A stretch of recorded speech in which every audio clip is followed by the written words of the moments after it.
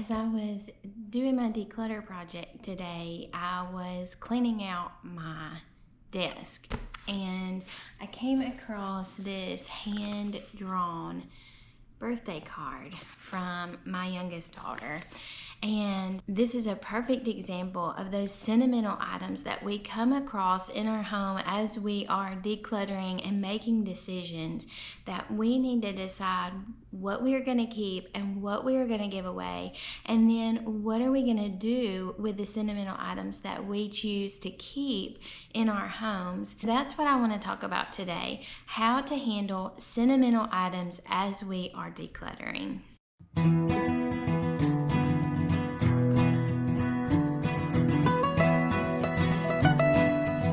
Obviously, I do not want to throw away this precious birthday card, and I get several cards in the mail and several hand-drawn or handwritten letters or cards from my kids on a fairly regular basis. And although I am willing to declutter just about any physical item in my house, there are some things that I come across that I am just not able to get rid of, and I have to have a plan for those things as I come across them. I have made a decision that things from my children, especially things that they have handwritten, I'm going to keep most of those items. A lot of the coloring pages that they did when they were young, I don't keep those, but there are particular things that do hold more sentimental value than others, and we have to have a plan for what we are going to do with those. That's what I want to talk about today. What are we going to do with the sentimental items that we come across that we just have decided we cannot part with? We are not able to get rid of these items, but we don't really have any other use for them. So what do we do? Well, the first thing we need to realize is we don't have to keep everything that brings back a fond memory when we see it. Memories are not physical, and just because we get rid of a physical item that represents an event in our lives does not mean that we have become unsentimental or hard or unloving. It just means that we do not need that physical representation of that memory because we have the memory stored in our hearts and in our minds. We can revisit that special event or that special relationship anytime that we want to, just by sitting in a reflective place and thinking about that special time. So we do need to remember that sentimental items do not equal sentimental memories. We get to keep those memories alive and well. And the more we revisit those memories, the more vivid they will stay in our minds. I know that there's a fear of getting a disease where we lose our memory, but if that happens, the sentimental items are not going to help us anyway. So just keeping in perspective that sentimental items are valuable and they do have their place, but they are not the memories that we hold dear. So we can try to separate the physical sentimental item from the memory itself, and that will help us be able to part with some of the things that we are holding on to because of fear of forgetting. I vividly remember the day that I was getting married and the day that my children were born. I was afraid that I was going to forget some of the important events of those days. And the reality is I haven't forgotten those important things.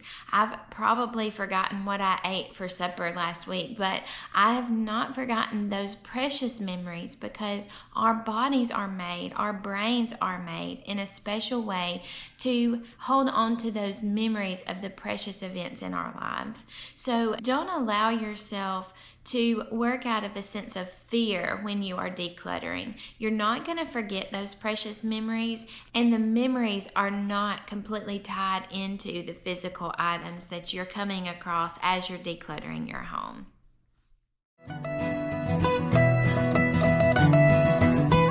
another thing to remember is when you come across a sentimental item from, let's say, a family member who has passed away, and you have received that item after they have gone, and you kept that item because it reminded you of them, but you put it in storage because you didn't want it to break, you didn't want it to mess up, you didn't want it to be destroyed.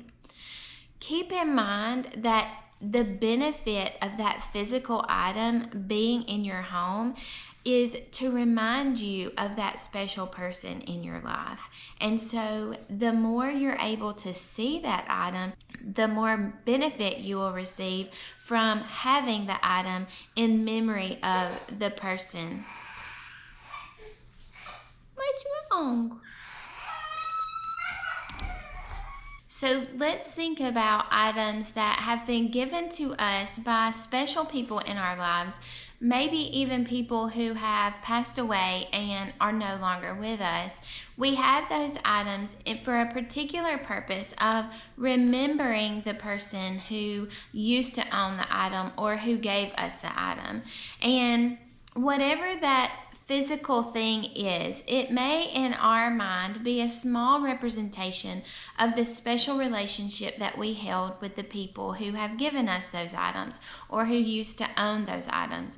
And the best way for us to honor those people is for us to use the things that they have given us and to use them on a regular basis.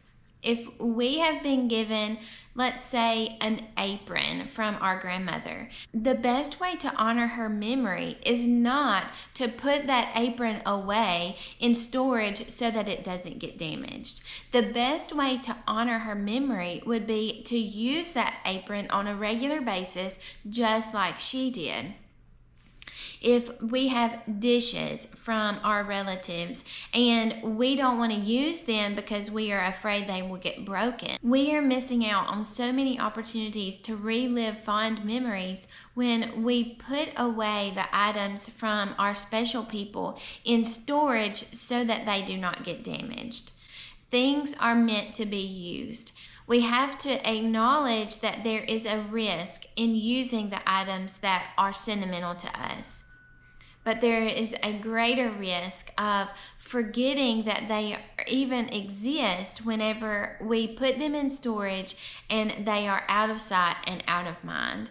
So the best thing for us to do with a sentimental item that is usable is to use it.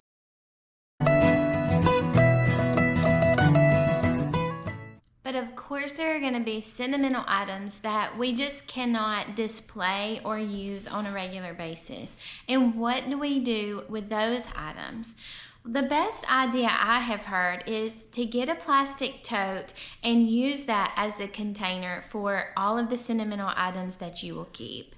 It gives us a place and permission to keep the items that are special and important to us, like the birthday cards from our kids. But it also contains the amount of items that we are allowed to keep. Give yourself 1, maybe 2 plastic totes and make that the limit of the number of sentimental items that you are able to keep. Everybody in your family can get 1 tote. That should be enough space to keep the sentimental items that are really important to us. Again, we have to separate memories from physical possessions. But some things it's just too difficult to get rid of, and that's okay. These storage containers for the specific purpose of housing our sentimental items will allow us the freedom to make those difficult decisions and give us more confidence that we have kept the best of the sentimental items and parted with the things that really do not hold as much value as we thought at the beginning. Sentimental items are difficult, and giving ourselves permission to keep several of those items and permission to get rid of the others will help us to speed up the decluttering process and not get stuck on one decision. This will be a process, and so as you get better and better at decluttering, you can revisit your sentimental tote and see about the items that really were put in there out of guilt or indecision, and you'll be able to pare those down as you go along. And if you're never able to part with your sentimental items, it's okay, because you have given yourself storage space set aside specifically for your sentimental things, and that gives you the confidence to know that you are not filling your house with too much clutter that is sentimental in nature. I hope that you are doing well on your spring declutter. It's almost to the end, and I hope that you have gotten rid of a lot of things. I hope you are learning a lot about yourself, and you are building up your decluttering muscles as you go along. I have gone through a lot of my house, and I'm learning that I don't have near as much clutter as I did the last time around. So decluttering can really benefit us in the long run, and it can make our homes more enjoyable and less stressful places as we get rid of all of the things that are not adding value to our lives, giving us time instead that is of great value. I'm so thankful that you are here today. I hope that you have a wonderful week. I hope that you will submit your pictures for the Declutter Challenge.